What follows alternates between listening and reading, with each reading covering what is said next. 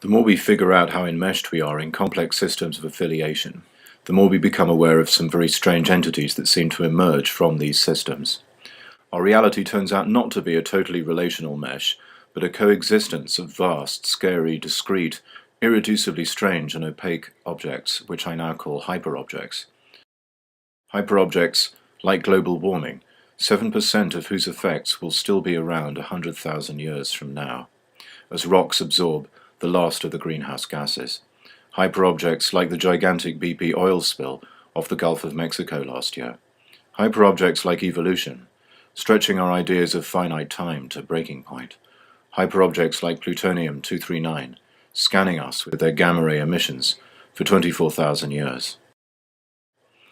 The storyline is similar to what Martin Heidegger says about poetry and technology and tools. The more technology you have, the more words you have, the more worlding you do with your hammer, to which everything looks like a nail, the more of what he calls earth emerges out of the world, like an unprimed canvas glimpsed beneath the globs of paint. The more you have of systems, interrelation, meshwork, webs, pick your metaphor, the more you have of that. Let Fry and Laurie explain. It's rather wonderful how predictively the sketch moves from structuralism through deconstruction and finally to object-oriented ontology, and that was in 1989. So let's talk instead about flexibility of language, linguistic elasticity, if you like. Yes, I think I said earlier that our language, English... As spoken by us. As we speak it, yes, certainly, defines it. We are defined by our language, if you will. Hello, we're talking about language. Perhaps I can illustrate my point. Let me at least try. Here's a question.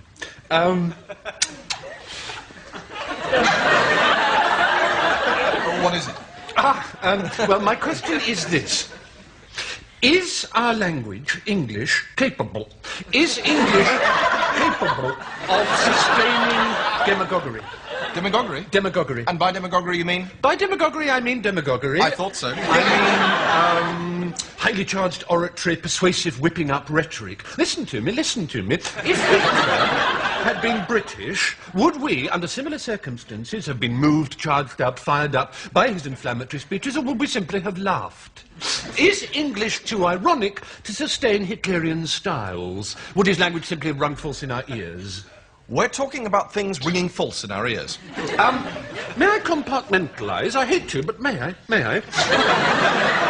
Is our language a function of our British cynicism, tolerance, resistance to false emotion, humour, and so on? Or do those qualities come extrinsically from the language itself? It's a chicken and egg problem. We're talking about chickens, we're talking about eggs. Let me start a leveret here. There's language and there's speech. There's chess and there's a game of chess. Mark the difference for me. Mark it, please. We've moved on to chess. Imagine a piano keyboard. 88 keys, only 88, and yet hundreds of new melodies, new tunes, new harmonies are being composed upon hundreds of different keyboards every day in Dorset alone. Our language, Tiger, our language, hundreds of thousands of available words, trillions of legitimate new ideas, so that I can say the following sentence and be utterly sure that nobody has ever said it before in the history of human communication. Hold the newsreader's nose squarely, waiter, or friendly milk will countermand my trousers. Perfectly ordinary words, but never before put in that precise order. A unique child delivered of a unique mother.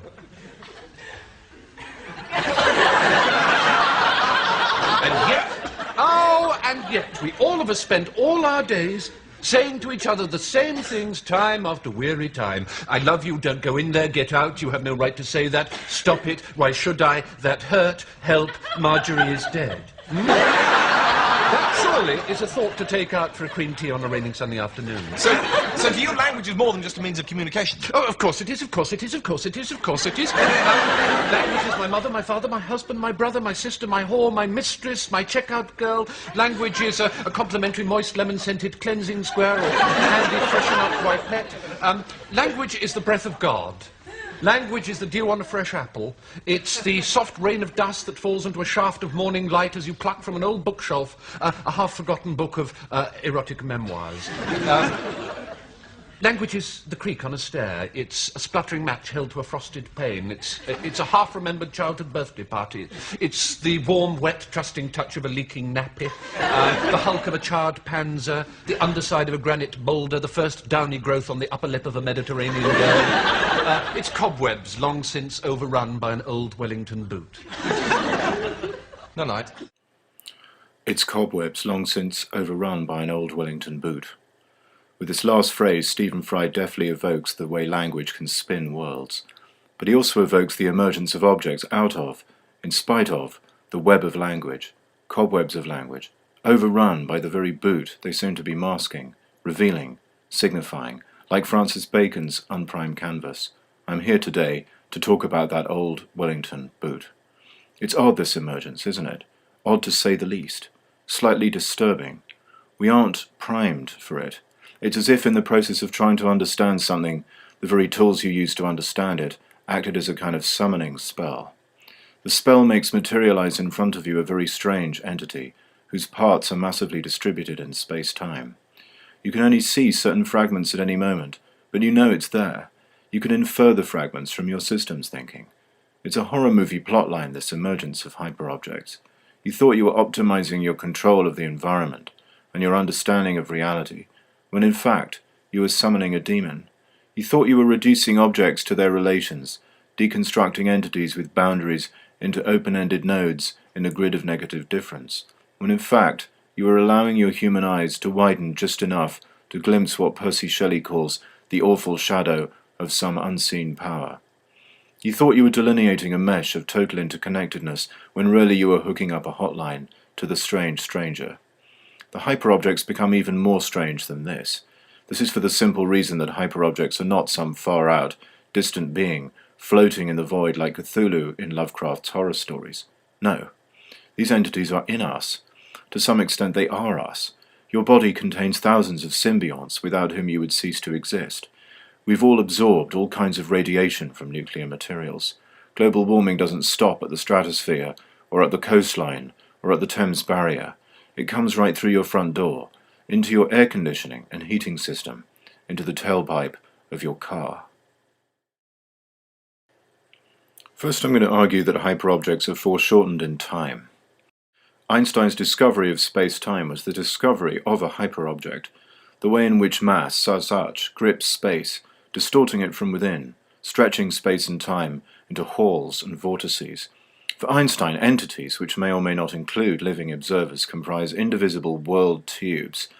Each world tube encounters a fundamentally different universe depending on its mass and velocity. By world tube, relativity theory means to include the apprehending aspect of an entity with its entative aspect. A world tube is a hyperobject, that is, world tubes stretch and snap our ideas of what an object is in the first place. But not only our ideas, world tubes recede from other world tubes in an inescapable and irreducible way. There are two main reasons for this. One, light rays bouncing off an object only exert an influence within what Hermann Minkowski, the mathematician who proved relative theory geometrically, calls the light cone. There's an absolute past and an absolute future relative to any reference frame, a concept that approaches Derrida's idea of l'avenir. Relativity limits prediction to the light cone. That is, for every object in the universe there is a genuinely future that is radically unknowable. There is a genuinely elsewhere that is radically unknowable. Yet the future and the elsewhere exist.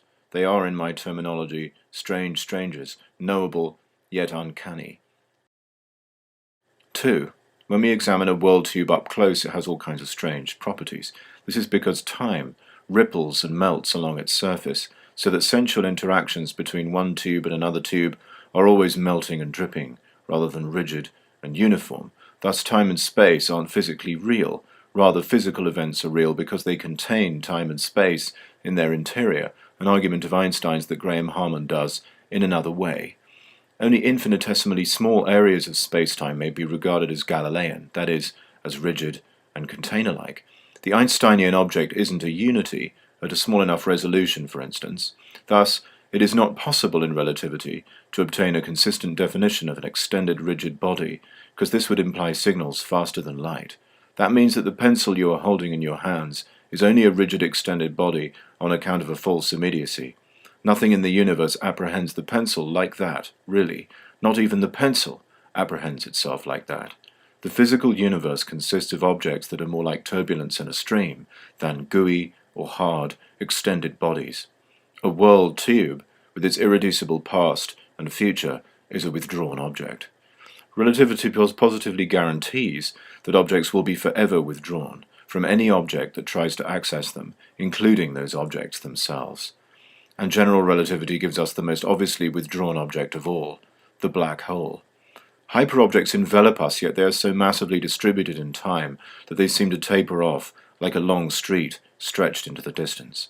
Time bends them and flattens them, the same way that an electromagnetic wave front actually shortens at its leading edge. Hyperobjects are foreshortened in time, just like objects in a perspective painting are foreshortened in space. Because we can't see to the end of them, hyperobjects are necessarily uncanny.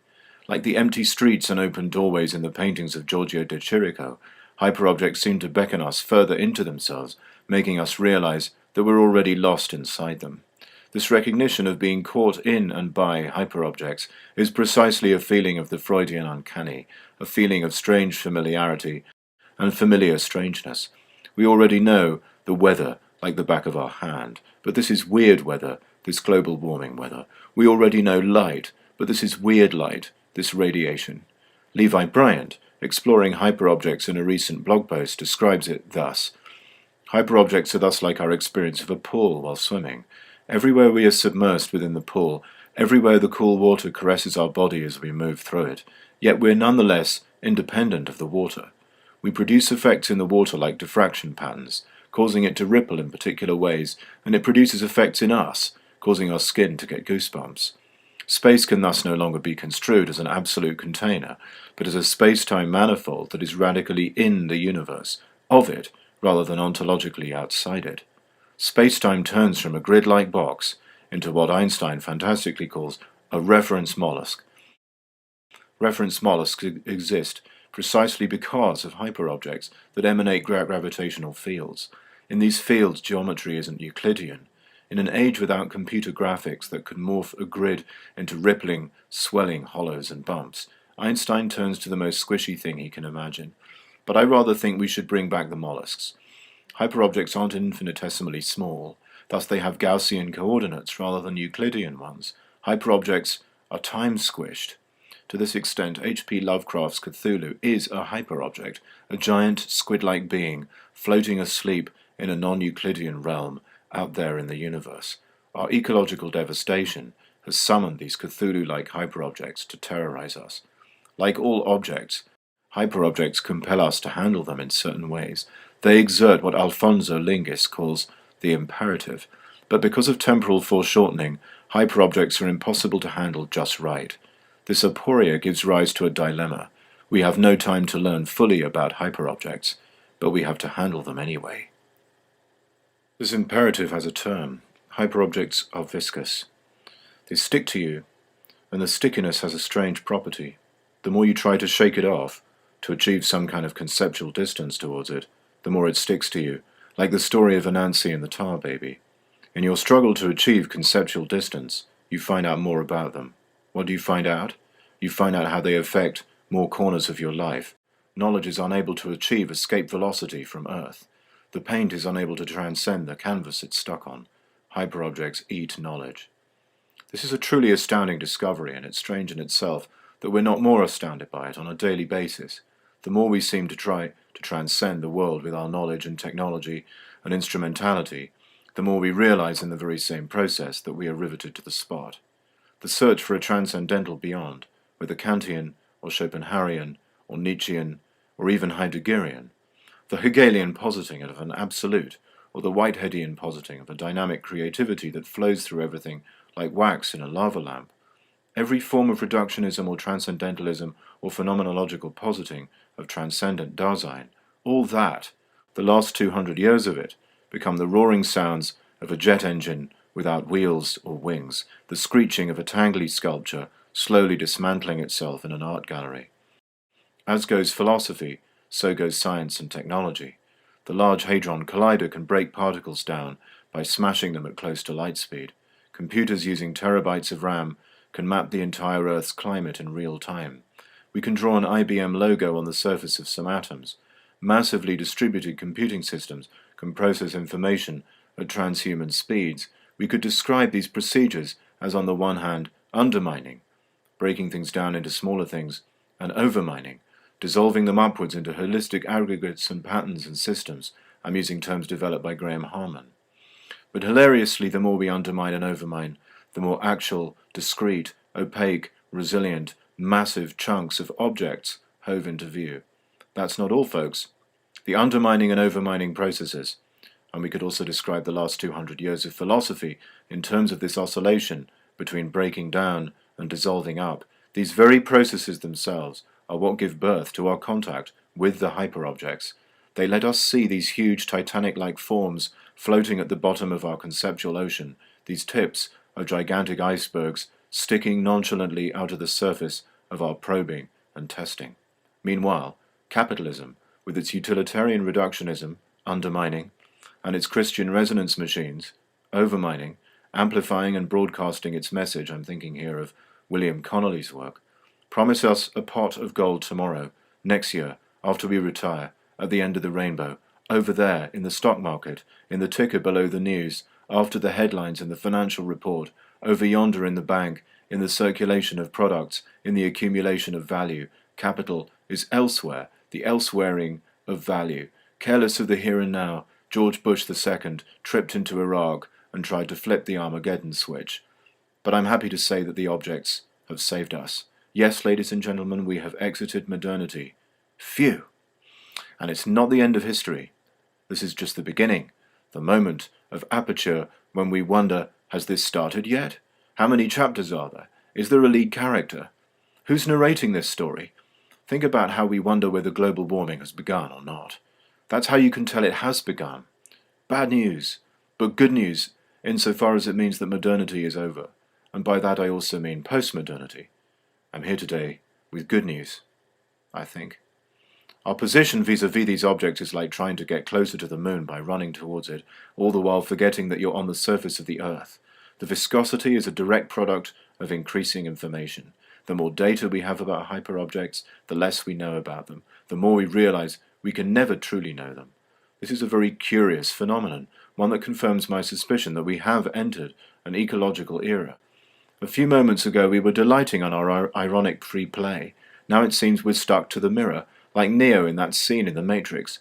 The sticking occurs as a function of our attempt to realize the dream of progress, to see ourselves in the mirror of the end of history. Our very attempt to achieve escape velocity from our physical and biological being has resulted in being stuck to the Earth.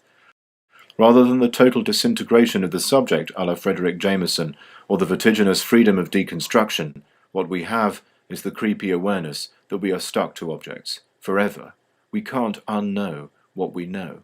What we end up with is a situation in which it becomes impossible to maintain any kind of aesthetic distance. This distance is the main factor in producing the concept nature. So the curious phenomenon arises in which nature dissolves just as hyperobjects start to ooze uncannily around us. Objects in mirror are closer than they appear. Viscosity is what compels us, what puts us in that zone of the imperative. In this zone, choice is not the theatre of moral action. The viscosity of hyperobjects haunts us. It looms into our social, psychic, and ecological space, or rather we discover that it was already looming. Ontologically and temporally prior to our conceptual probing, hyperobjects are here already, like the ghosts in The Sixth Sense. Quantum objects are viscous. Complementarity means that when you nudge a quantum, it sticks to the nudging device so that you can't disentangle them. Rather than dissolving objects into nothingness, quantum theory makes them sticky. If you stretch this stickiness, how far would it go? This brings us to our next point. I'm using non-locality as a metaphor here. Right now, actual non-locality, quantum non-locality, can only be detected in very small objects such as photons and electrons, though some people have produced them in much larger scale objects such as a tiny tuning fork 30 microns long. That's a huge size from a photon's point of view. but it's pretty small from a human architectural point of view. And entanglement, what happens because of non-locality, has been observed in photosynthesizing molecules. The photon goes in and occupies several places simultaneously, and possibly in DNA. Quantum objects are massively distributed both in a conventional sense, yet still extraordinary sense, and in a highly unconventional sense. First, the roughly conventional. On Debray's view, for instance, a wave packet is a blob that contains something like a particle distributed in the wave packet across a range of locations according to probability. The wave packet may be imagined as a distributed across a vast area of space-time. Now consider non-locality. In ecosystems, things are contiguous and symbiotic. In non-locality, things directly are other things. A la aspect, Einstein's student David Bohm, Anton Zeilinger and others have shown that the Einstein-Podolsky-Rosen paradox concerning quantum theory is an empirical fact. Einstein, Rosen and Podolsky argued that if quantum theory were telling us something true about the universe, then you would be able to entangle particles. You could send one particle and some information, that is, make it spin in a certain way, and the other would instantaneously appear to have received the same information. This works to an arbitrary distance. Arbitrary here means 2 yards, 2 miles, the other side of the galaxy. Zeilinger has demonstrated non-local phenomena using entangled particles on either side of Vienna, between 2 Canary Islands, and between orbiting satellites. To explain non-locality, you could abolish the speed of light, but this troubles physicists. Or you could say that there aren't really 2 particles. It sounds mad, but the other options are more so. They involve time travel and telepathy. Non-locality means something is profoundly wrong with atomism. Moreover, objects have blurred boundaries at scales considerably larger than we used to think.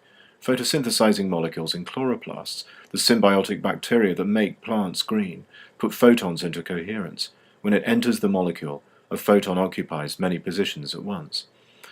To those great Victorian period discoveries, then, evolution, capital, the unconscious, we must now add space-time, ecological interconnection, giving rise to global warming, for instance, and non-locality. These discoveries all share something, insofar as they humiliate the human, decisively decentering us from a place of pampered privilege in the scheme of things. Non-locality is perhaps the most drastic of all these, since it implies that the notion of being located at all is only epiphenomenal to a deeper, more atemporal implicate order. But I'm going to argue here that all the hyperobjects are kind of non-local. Stop the tape of evolution anywhere, and you won't see it. Stand under a rain cloud and it's not global warming you'll feel falling on your head. Cut your coat into 1,000 pieces, you won't find capital in there. Now try pointing to the unconscious. Did you catch it? Now try to point at a world tube. Same problem, right? Hyperobjects compel us to think ecologically and not the other way around.